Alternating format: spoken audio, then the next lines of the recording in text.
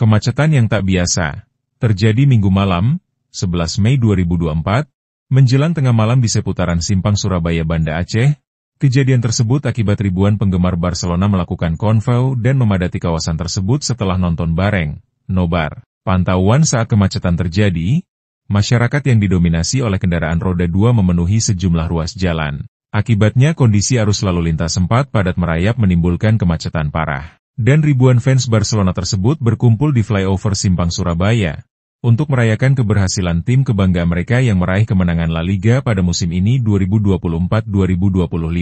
Sukacita terlihat jelas dan menjadi momen paling berharga dan ditunggu-tunggu bagi fans beratnya Barcelona Banda Aceh. Teriakan yel-yel dan keseruan lainnya menambah keriuhan di bawah flyover Simpang Surabaya. Di balik kegembiraan tersebut, ternyata juga ada warga yang merasa terganggu akibat euforia itu. Kegaduhan tersebut menimbulkan beragam komentar dari pengguna jalan dan masyarakat sekitar.